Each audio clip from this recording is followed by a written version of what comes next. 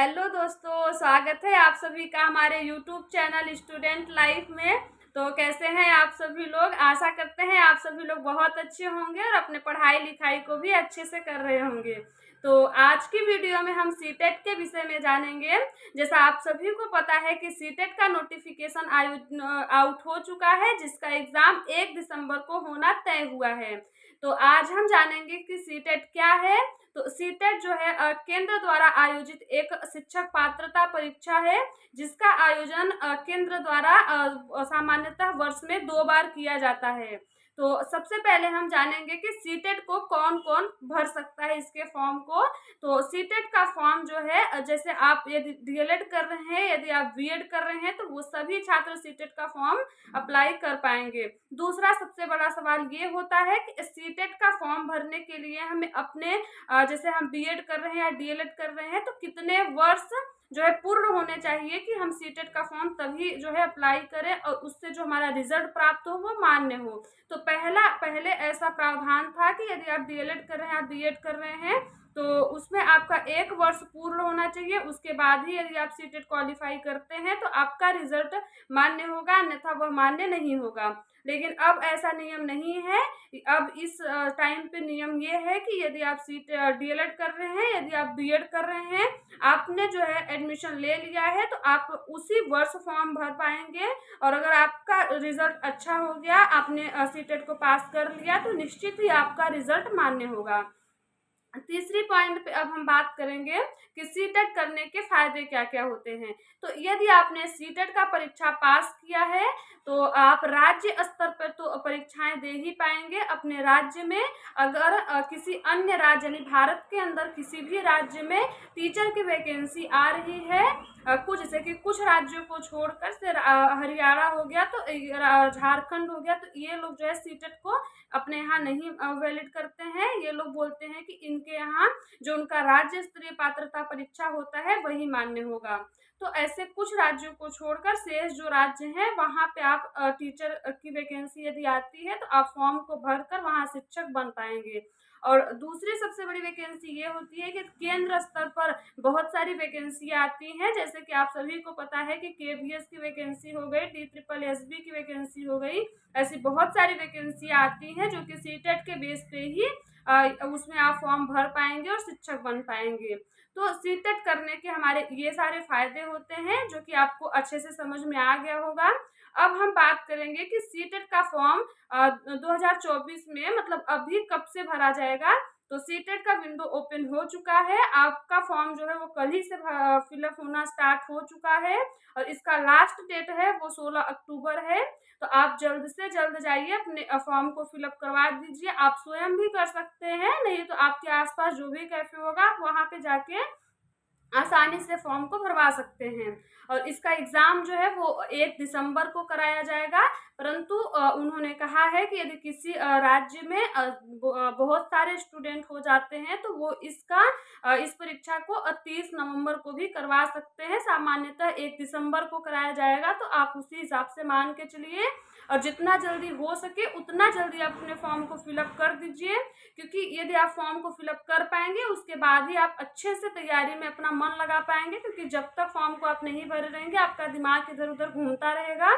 तो आप जल्द से जल्द फॉर्म फिलअप करके अपने तैयारी में लग जाइए, क्योंकि अब समय बिल्कुल भी नहीं है। अब आपका एक एक मिनट आपके लिए बहुत ही इम्पोर्टेंट है, क्योंकि यदि आपका टेट क्वालिफाई नहीं है इस टाइम पे, तो आप सभी को पता है कि अभी सुपर टेट की वैकेंसी आने वाली है। इस स्थिति में आपको सीटेट क्वालिफाई करना जो है अत्यंत आवश्यक है। यदि आप सीटेट को पास कर लेते हैं, तो आप इसके बाद सीधे सुपर टेट की तैयारी में लग जाएंगे। नहीं तो आपका दिमाग घूमता रहेगा कि अभी आपको टेट क्वालिफाई करना है कि सीटेट क्वालिफाई करना है या सुपर टेट की तैयारी करें, तो इसमें आप उलझे रहेंगे। तो मैं आपसे यही कहना चाहूंगी कि आप अच्छे से तैयारी कर इसी बार में सीटेट को पास कर लीजिए, ताकि आप जो है निश्चिंत होकर एस्टेट की तैयारी कर सकेंगे।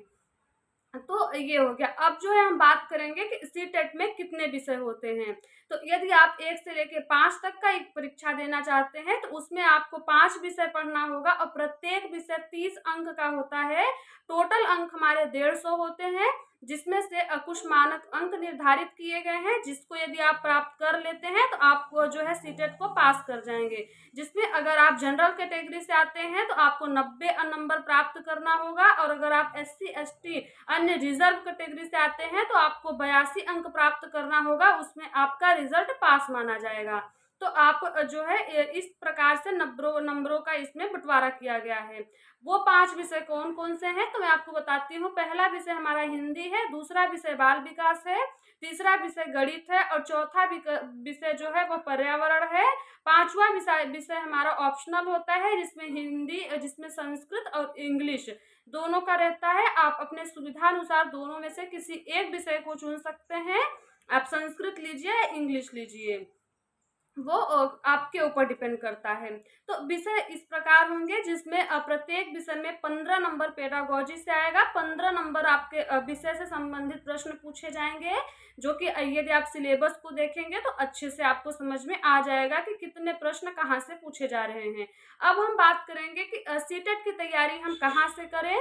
तो यदि आपके पास सीटेट की कोई अच्छी बुक है तो आप उस बुक से पढ़िए, और 2 महीने का जो है टाइम है आपके पास, तो समय भी अभी है आपके पास। अगर आप चाहते हैं कि आपको सीटेट के विषय में बिल्कुल नॉलेज नहीं है, या फिर आपको विषय कठिन समझ में आ रहे हैं, तो आप किसी संस्था से, किसी अच्छे कोचिंग संस्था से आप कोर्स भी ले सकते हैं। और सबसे पहले आप अपने नोट्स को बनाइए, जो कि 15 से 20 दिन या 1 महीने में आप अपने नोट्स को कंप्लीट कर लीजिए। उसके बाद जितना टाइम आपको बचे आप अपने रिवीजन को दीजिए, क्योंकि सीटेट में या फिर कोई भी परीक्षा है उसमें सबसे महत्वपूर्ण होता है रिवीजन।